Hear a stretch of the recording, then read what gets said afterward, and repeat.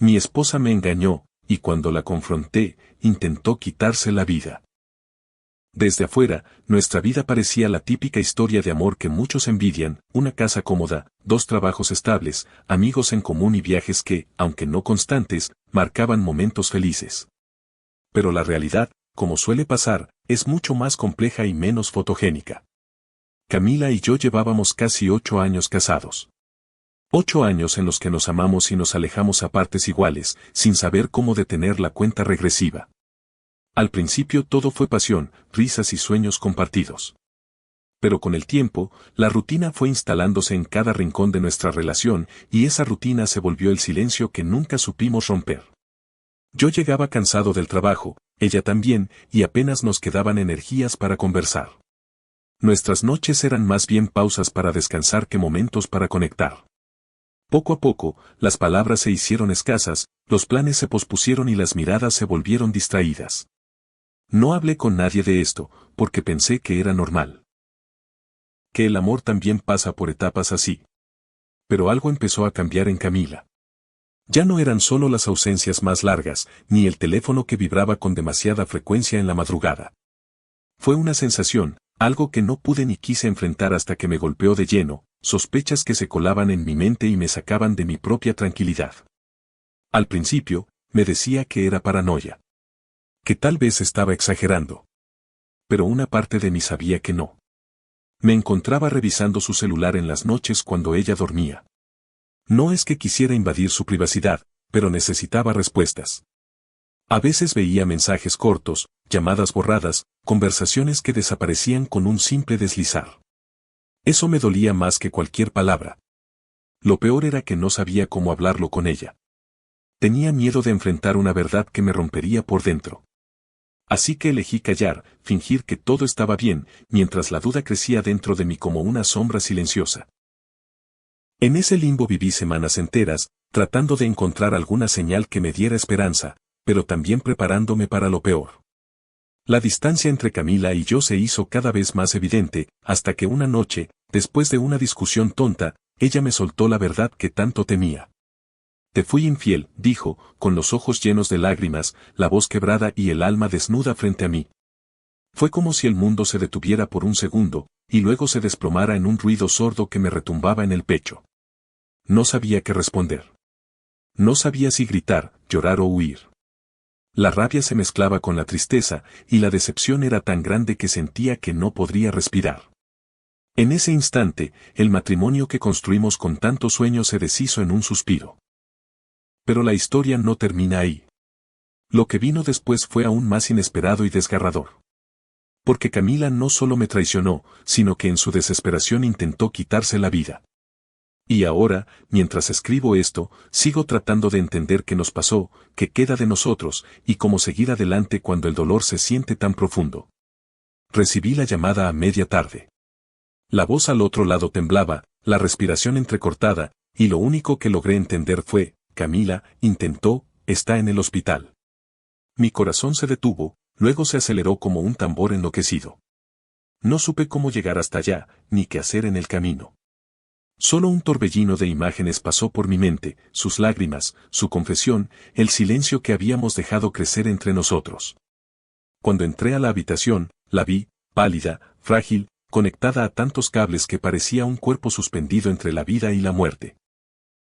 Los médicos me miraron con ojos cansados, con esa mezcla de tristeza y profesionalismo que me hizo sentir aún más solo.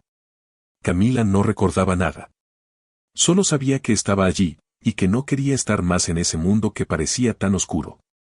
Fue en ese momento que comprendí que su infidelidad no era solo un error, sino un síntoma de un dolor mucho más profundo.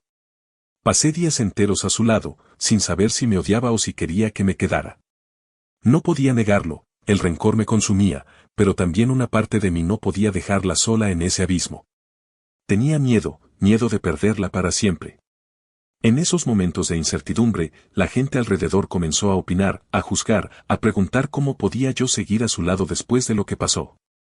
¿Por qué no la dejas? ¿Cómo puedes perdonar algo así? Me sentía atrapado entre lo que otros querían que hiciera y lo que mi corazón confundido me dictaba. El hospital se volvió nuestra prisión y nuestro refugio. Allí, entre máquinas y pastillas, empecé a descubrir una parte de Camila que nunca había visto, la vulnerabilidad absoluta, la batalla interna que la había llevado a buscar refugio en alguien más y, finalmente, a querer rendirse. Mis pensamientos eran un caos. A veces me preguntaba si había sido yo el culpable, si no la había amado lo suficiente o si simplemente éramos dos almas perdidas en un matrimonio que ya no nos cabía. No encontraba respuestas claras, solo un mar de emociones contradictorias. A medida que ella luchaba por recuperarse, yo luchaba por entender cómo ayudarla sin perderme en el proceso. Me di cuenta de que el perdón no sería un camino fácil, y que amar no siempre significa aceptar sin límites. Una noche, mientras ella dormía, escribí en mi diario: no sé si algún día volveré a confiar plenamente, pero sé que ahora mismo no puedo abandonarla. No es solo por ella, sino por lo que éramos, por lo que fuimos y por lo que aún puede ser. En ese momento, algo cambió en mí. La rabia seguía ahí, latente, pero empezó a mezclarse con una chispa de compasión. No sabía cómo ni cuándo, pero sabía que ese era el inicio de una batalla más grande, salvar lo que quedaba de Camila y, quizá, de nosotros. La casa estaba demasiado silenciosa cuando Camila volvió. El eco de sus pasos me hacía temer que cualquier ruido fuera demasiado fuerte, como si al romperse el silencio, también se rompiera todo lo que quedaba de nosotros. Era extraño verla ahí, tan vulnerable, y al mismo tiempo sentir ese abismo invisible que la infidelidad había abierto entre nosotros. No sabía si debía abrazarla o mantener la distancia.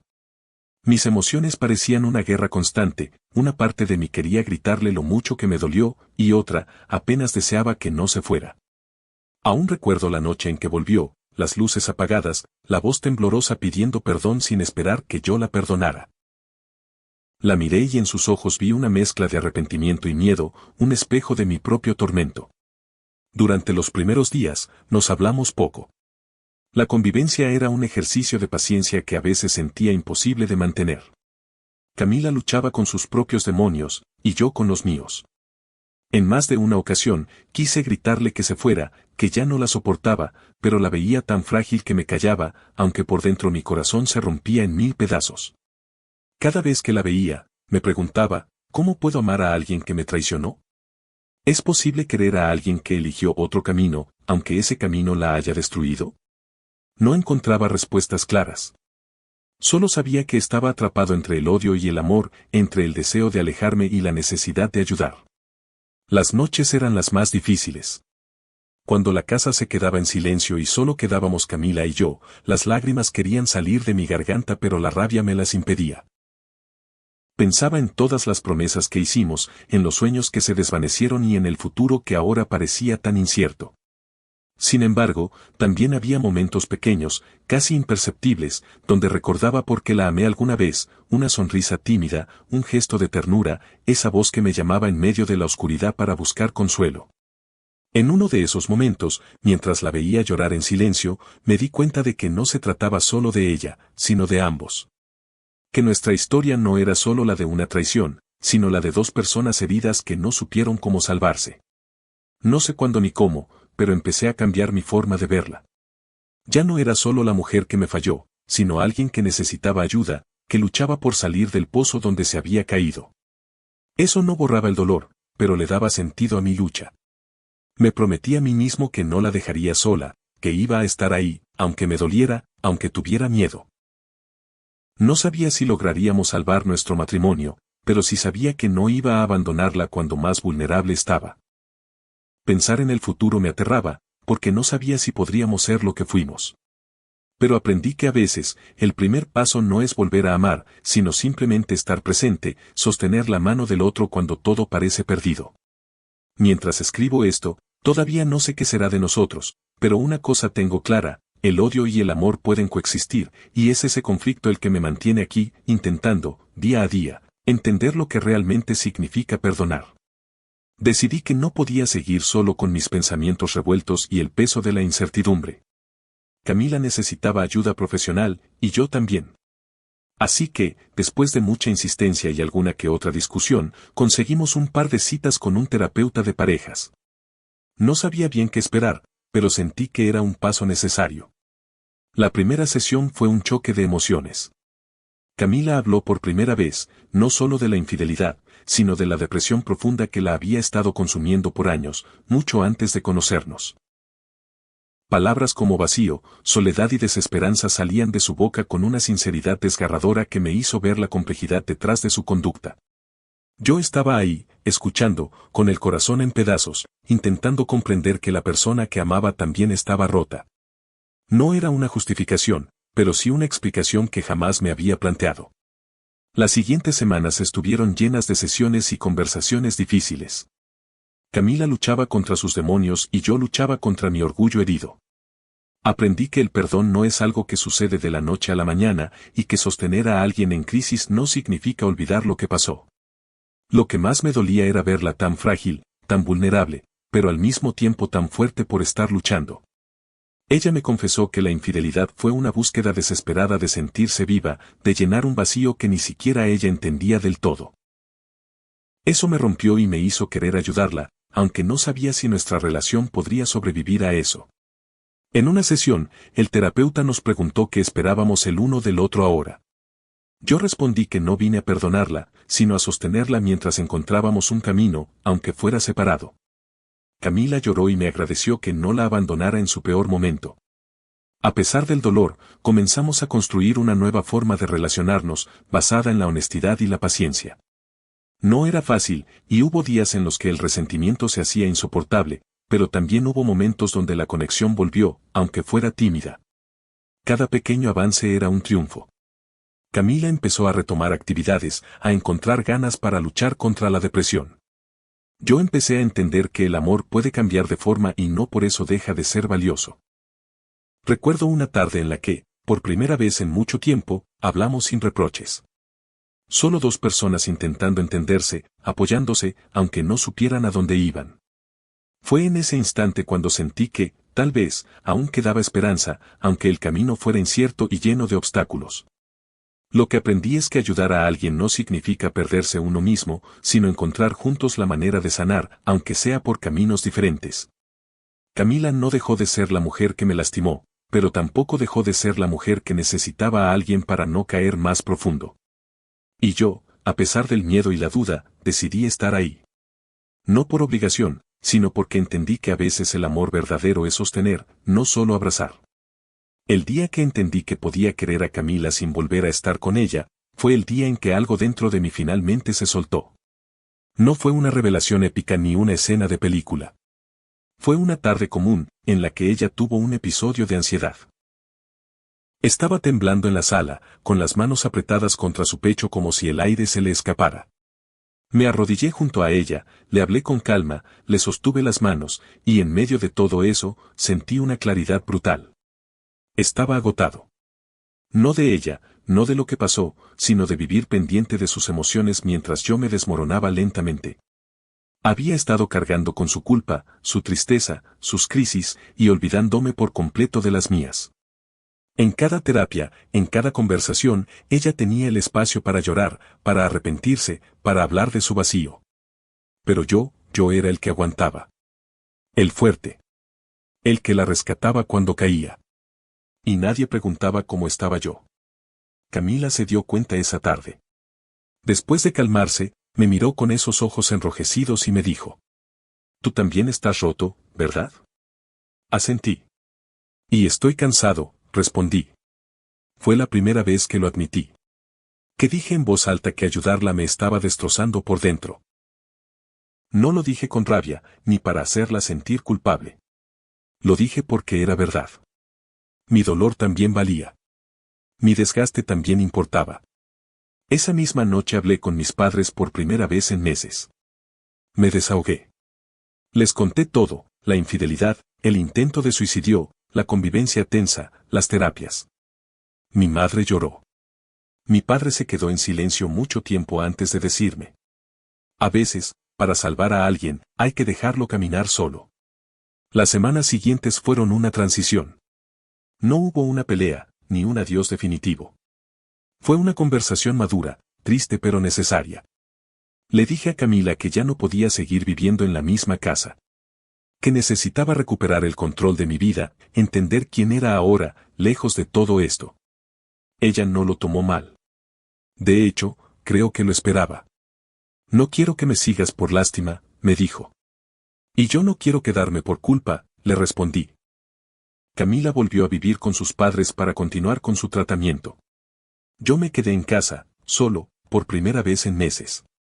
Y aunque me dolía, también sentí una paz que no recordaba. En medio del caos, habíamos encontrado algo parecido a la comprensión. No había odio entre nosotros, pero tampoco un para siempre. Había respeto, cariño, y una certeza dolorosa: a veces, el amor no basta para quedarse. Cada uno tenía que reconstruirse por separado.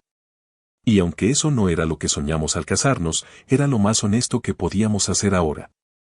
Tal vez eso también sea una forma de amar: dejar ir sin destruir, acompañar sin poseer, cuidar sin aferrarse.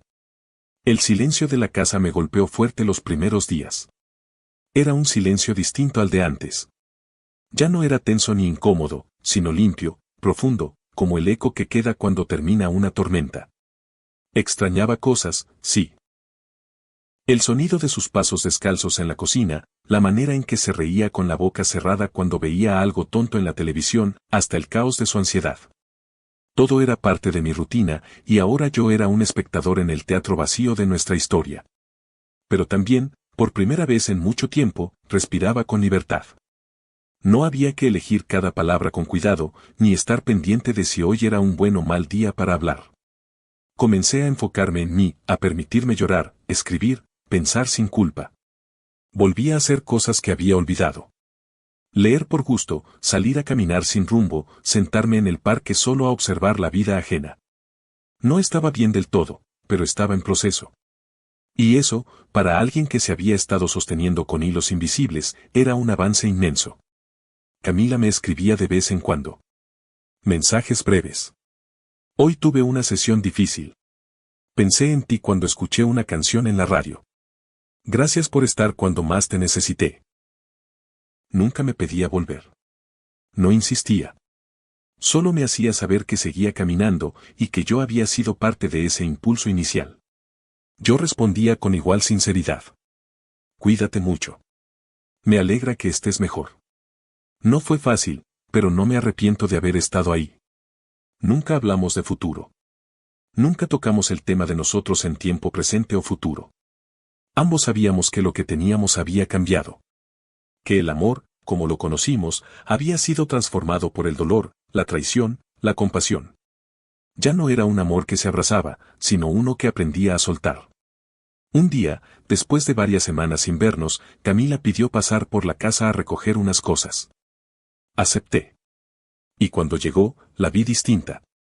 Más delgada, sí, pero también más firme en su postura. Menos frágil. Menos perdida. Me sonrió como quien agradece sin palabras. Nos sentamos en la sala. No por nostalgia, sino por respeto al pasado. Hablamos un rato, sin peso, sin culpa. Le pregunté cómo se sentía, y me dijo: estoy aprendiendo a vivir con lo que hice, y con lo que perdí. Y yo estoy aprendiendo a vivir sin lo que quise salvar, le respondí. Hubo silencio, pero esta vez no fue incómodo. Fue un cierre, una especie de paz no planeada. Al despedirse, no hubo abrazos largos, ni lágrimas. Solo una mirada. La misma que quizás, en otra vida, nos habría salvado antes de todo. Y entonces entendí: hay amores que no duran, pero que dejan huellas dignas. Que no terminan con odio, sino con gratitud. Que nos enseñan que amar también es saber cuándo no quedarse. Y yo me fui a dormir sabiendo que, aunque no tenía a Camila a mi lado, ya no estaba solo conmigo mismo. Una mañana cualquiera, sin fecha especial, llegó una carta. No un mensaje, no un correo, sino una carta real. Escrita a mano, con letra pequeña y cuidada. Reconocí al instante la caligrafía de Camila. Sentí un nudo en la garganta antes de abrir el sobre. No sabía qué podía decirme que no hubiéramos dicho ya. Me senté en el comedor, con un café frío entre las manos, y comencé a leer.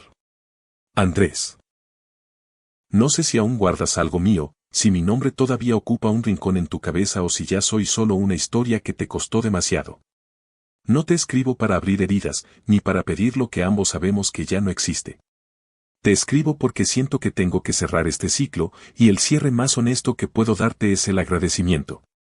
Gracias por sostenerme cuando yo misma no quería seguir. Por sentarte en el suelo de un hospital, por quedarte cuando era más fácil irte. Nunca dejaré de arrepentirme por lo que hice. No hay justificación que valga. No fue tu culpa.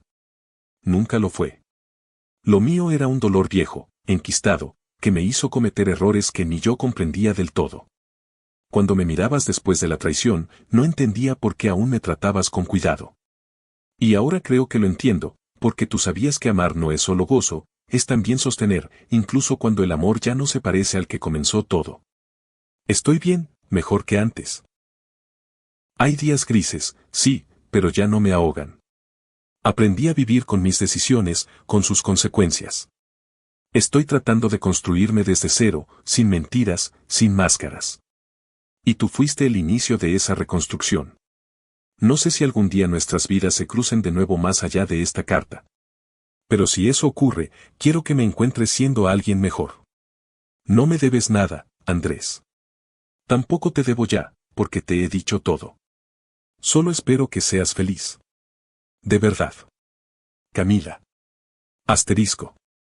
Terminé de leer con los ojos nublados. No lloré como antes, pero sentí algo igual de fuerte, un cierre sereno. No había rencor, ni dolor agudo. Solo esa punzada suave que queda cuando alguien fue parte esencial de tu historia, aunque ya no forme parte de tu presente. Le respondí. No con otra carta, sino con un mensaje breve. Solo dije. Gracias por escribirme. Me alegra que estés encontrando tu camino. Yo también estoy buscando el mío. Te deseo lo mejor, con todo el corazón. Después de eso, no volvimos a hablar. No hacía falta. Las cartas verdaderas son las que cierran puertas sin golpearlas. Y así fue la suya. Desde entonces, volví a escribir en mi cuaderno. A veces cuento todo lo que pasó como si se lo contara a alguien más, quizás a mi yo del pasado. Para recordarle que sobrevivimos. Que no todo final es una tragedia. Camila no es mi esposa, no es mi enemiga, no es mi dolor. Es parte de mi historia. Y yo también soy parte de la suya.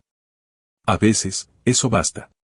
Han pasado varios meses desde la última carta, desde la última vez que escuché su voz.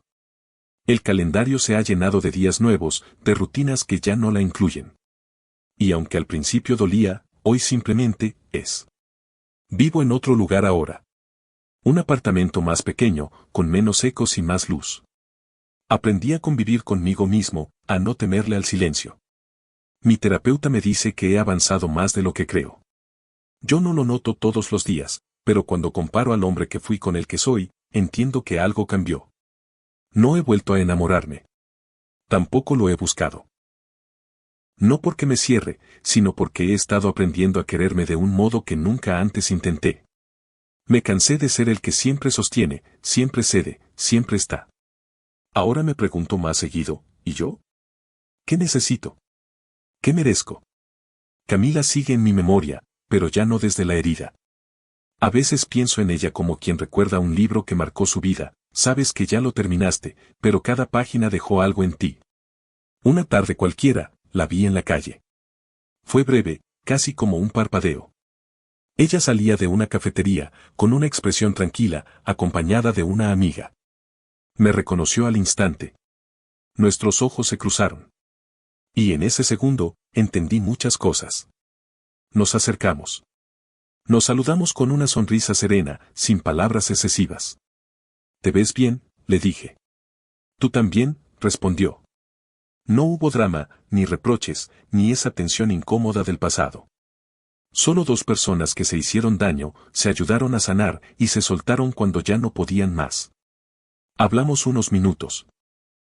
Del trabajo, de la vida. Ninguno mencionó el pasado. No hacía falta. Antes de despedirnos, ella dijo. Gracias por haberme salvado, incluso cuando yo misma no creía merecerlo. Y gracias por haberme enseñado que a veces el amor se transforma, pero no muere, le respondí. Caminé de regreso a casa con el corazón tranquilo. No por lo que fue, sino por lo que ahora entendía, no todos los finales tienen que ser perfectos para ser valiosos. Algunos simplemente son humanos. Camila fue parte de una etapa intensa, dura, hermosa y dolorosa. Nuestra historia no terminó con reconciliación, ni con odio, ni con indiferencia.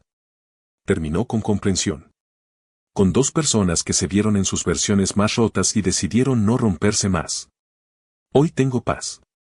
No porque todo haya salido como quise, sino porque aprendí a hacer las paces con lo que no pudo ser.